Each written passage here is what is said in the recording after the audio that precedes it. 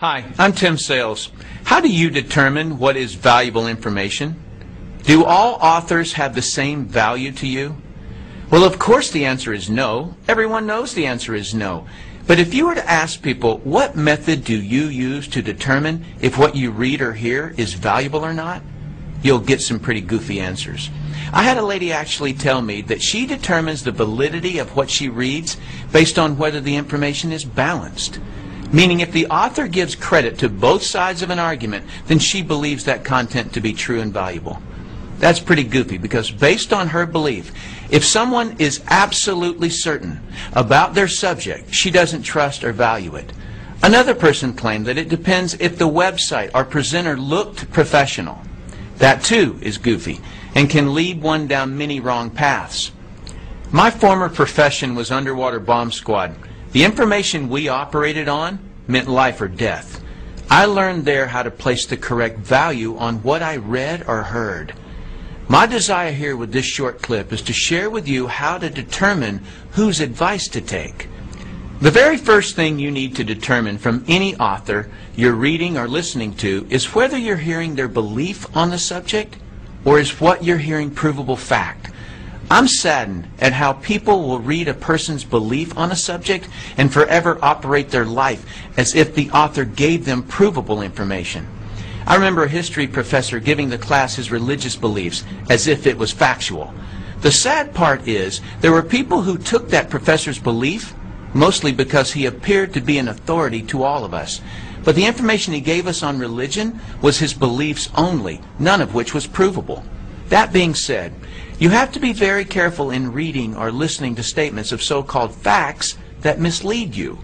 As an example, I recently read, your odds of making big money in network marketing are lower than winning at gambling in Las Vegas. Well, factually, the highest odds you can get in Las Vegas is the roulette table at slightly under 50-50 odds. So the author's statement is true.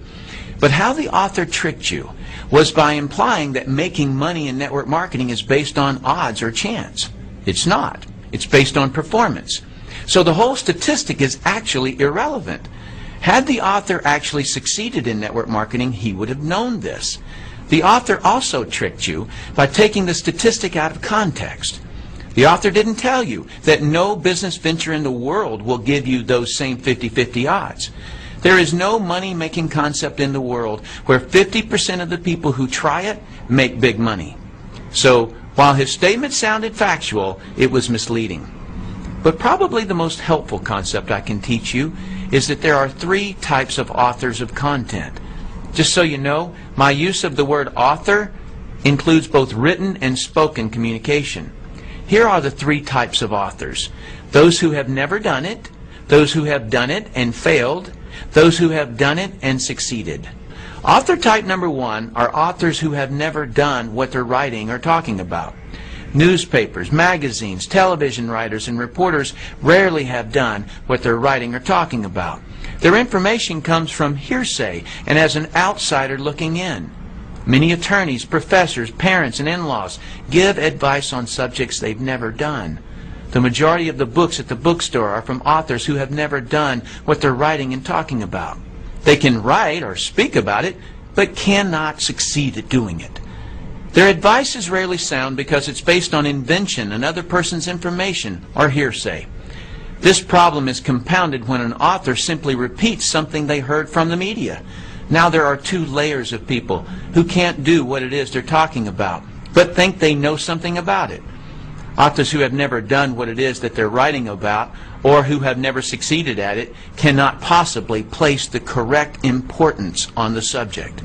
You can always identify authors who have never done it because their content is slightly or grossly off the correct subject.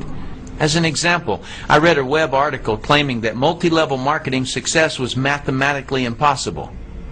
Do you see what I mean about authors writing about what they've never done? He completely missed the subject. And as for his mathematical theory, that's like claiming that it's scientifically impossible for a bumblebee to fly. Has it ever occurred to that author to just look?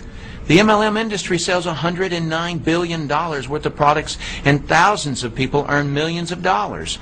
Plus the oldest MLM company is still growing. Author type number 2 are authors who have failed at what they're writing or talking about. When someone has failed at what they write or talk about, it is common for them to be critical of the subject and those who do it.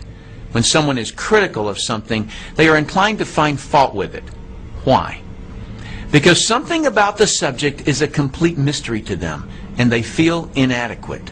They obviously couldn't figure out some part of it, and they quit before they ever found out. Take, for example, a person who wanted to be a real estate investor but failed at it.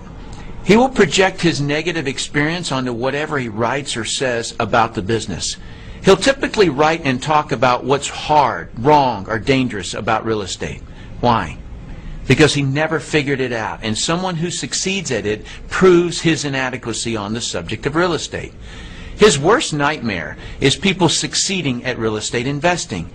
His negativity may focus on the aspect of real estate investing that caused him to fail, but more than likely he doesn't know why he failed. So he tries to make everything about real estate wrong, including anyone who does real estate.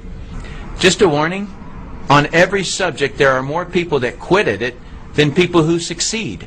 So you may find much more negative information about your subject than positive information. Do not take advice from authors who have quit at what they write or talk about. They are resentful and do not want you to succeed where they failed.